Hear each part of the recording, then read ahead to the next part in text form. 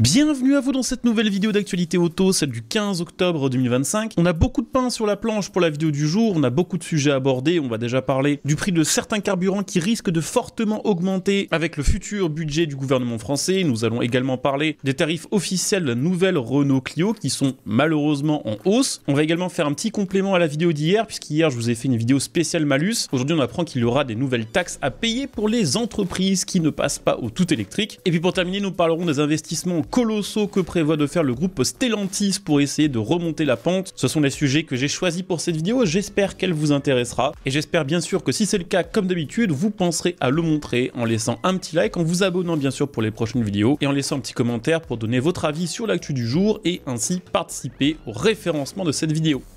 Je vous le disais, nous allons commencer par parler de la hausse du prix de certains carburants qui pourrait avoir lieu si le budget 2026 du gouvernement français était validé. Ce fameux budget qu'on appelle aussi le PLF pour projet de loi de finances. Ce budget a été présenté au Parlement mardi. C'est d'ailleurs dans ce PLF qu'on a appris que le malus allait grimper à 100 000 € en 2028. N'hésitez pas d'ailleurs à aller voir la vidéo que j'ai fait hier sur le malus si vous voulez savoir tout ce qui va évoluer entre guillemets avec ce nouveau PLF 2026 concernant l'automobile. On apprend que le gouvernement prévoit de réduire les avantages fiscaux dont bénéficient actuellement les biocarburants. Il y en a deux qui sont visés en particulier, le B100 qui est un biodiesel destiné aux transporteurs et évidemment l'éthanol, le fameux E85. D'après Sylvain Desmours qui est le porte-parole de la collective du bioéthanol, cette décision pourrait faire grimper son prix moyen à la pompe de 71 centimes du litre à plus de 1,20 €, c'est-à-dire une hausse de 70% du prix à la pompe. Alors évidemment, étant le porte-parole de ce carburant, il y a de fortes chances qu'ils noircissent volontairement le tableau afin d'essayer de créer une réaction pour que l'opinion publique soit défavorable à cette décision. Même si les coûts ne bondissaient pas de 70%, ce qui est sûr c'est qu'avec la suppression de leurs avantages fiscaux, le B100 ainsi que le 85 coûteraient forcément beaucoup plus cher. C'est quand même un gros problème à plein de niveaux parce que ce carburant permet en moyenne aux automobilistes qui l'utilisent d'économiser 700 € par an, mais c'est également un problème pour l'agriculture française parce que nombreux ont été les agriculteurs ces dernières années qui se sont reconvertis dans la production d'éthanol ou de biocarburants fabriqués à partir de blé, de betterave ou encore de maïs pour soit en faire leur activité principale, soit pour compenser les pertes liées aux différents traités européens qui mettent directement nos agriculteurs français en concurrence avec ceux de tous les autres pays de l'Union européenne. On rappelle qu'en France, il y a quand même 1 million d'automobilistes qui roulent régulièrement à l'E85, dont 400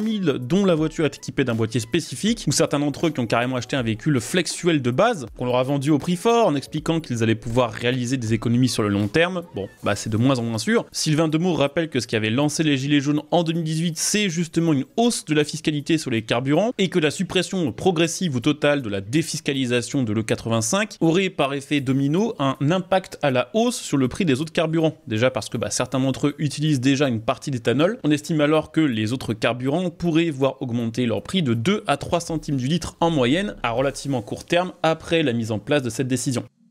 Je voulais également vous parler des tarifs de la nouvelle Renault Clio, la Clio 6, dont les prix viennent d'être dévoilés officiellement par Renault. Un tarif qui va quand même sacrément monter puisque les versions les moins haut de gamme de la Clio 6 vont être vendues à partir de 19 900 €. Alors certes, c'est à peu près les mêmes tarifs que sur une Peugeot 208 ou une Volkswagen Polo, mais c'est quand même 3000 balles de plus que l'actuelle entrée de gamme de la Clio 5. Alors Renault justifie cette hausse des prix de l'entrée de gamme de la Clio par le fait que les équipements et les motorisations sont supérieurs, y compris sur les versions d'entrée de gamme. C'est vrai que la Clio 5 actuelle en entrée de gamme, on est à 65 chevaux, alors que la Clio 6 d'entrée de gamme aura un bloc essence 115 chevaux hybridé. N'empêche que quand on a 16 000 € à mettre dans une voiture neuve, on n'en a pas 20 000. Et ça, même s'il y a 50 chevaux en plus qui sont proposés, ainsi que de nouveaux équipements de série, comme par exemple le régulateur adaptatif, le frein de parking automatique, l'aide au stationnement, ainsi qu'un écran 10,1 pouces. Alors effectivement, tout ça, c'était des choses qui étaient absentes de la Clio 5 actuelle d'entrée de gamme, mais c'est à se demander quand même si Renault s'est posé la question de savoir si ses acheteurs potentiels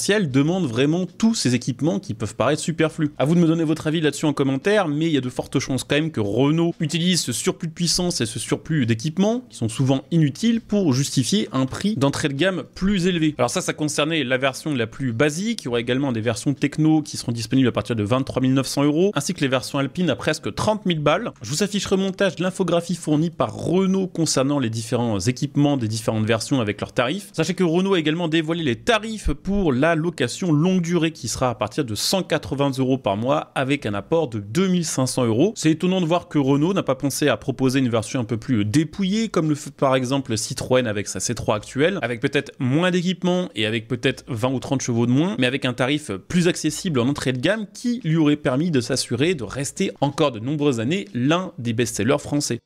Je voulais, dans un tout autre registre, vous parler un petit peu de l'avenir de Stellantis, puisque le groupe a annoncé son nouveau plan d'investissement, qui est quand même assez colossal, puisque là on parle de 13 milliards de dollars qui vont être investis. Alors on savait déjà depuis quelques jours que Stellantis allait vraiment compter sur sa partie américaine pour essayer de redresser la barre en 2025. Maintenant qu'on a officiellement les informations sur ce qui va précisément être investi, on se rend bien compte quand même que Stellantis est en train d'abandonner ses usines, ses marques et ses salariés européens au profit, entre guillemets, de tout le pendant américain du groupe. Je donne un petit exemple comme ça, mais à l'heure où on ne cesse de nous annoncer des fermetures d'usines en Europe ou des fermetures de lignes de production et dans certains cas des licenciements ou des réductions d'effectifs, on apprend que ces 13 milliards de dollars qui vont être investis aux États-Unis ont pour but d'augmenter de 50% la production locale d'ici 2029 et de créer plus de 5000 emplois. Et d'ailleurs ça, le nouveau patron d'Antonio Filosa ne s'en cache pas du tout, puisque d'après lui, je le cite, le succès en Amérique nous rend plus forts partout. Bon, la réalité, c'est que Stellantis profite surtout de la fin des contraintes liées aux amendes CO2 et à l'électrification obligatoire pour juger sur un marché qui est jugé maintenant plus rentable que l'Europe, où les marges restent beaucoup plus faibles. On sait par exemple qu'il y a 600 millions de dollars qui vont aller dans l'Illinois, avec 3300 emplois qui vont être créés et la rouverture d'une usine qui produira les Jeep Cherokee et Jeep Compass, 400 millions de dollars dans l'Ohio pour assembler un tout nouveau pick-up de taille moyenne qui n'est pas encore révélé par le groupe et renforcer les lignes de production des Jeep Wrangler et Gladiator, 230 millions dans le Michigan pour lancer un grand SUV thermique, lui aussi pas encore révélé, mais on sait que ça va arriver en 2028. C'est 900 emplois qui sont créés sur ce site-là. Elle va également dans le Michigan rénover son usine de Détroit pour préparer la nouvelle génération du Dodge Durango qui est prévue en 2029. Et dans l'Indiana, c'est 100 millions de dollars pour produire dès 2026 un nouveau moteur 4 cylindres thermique, le GMT 4 Evo, avec là aussi une centaine d'emplois à la clé. Alors est-ce que c'est vraiment que Stellantis considère que son avenir sera plus aux États-Unis qu'en Europe, ou est-ce que c'est plutôt qu'elle cherche à éviter de potentiels droits de douane sur ces modèles vendus aux États-Unis fabriqués jusqu'ici au Canada ou au Mexique? L'avenir nous le dira. Ce qui est sûr, c'est qu'avec ce plan, Stellantis prévoit quand même de lancer 5 nouveaux modèles et 19 restylages d'ici 2029 et que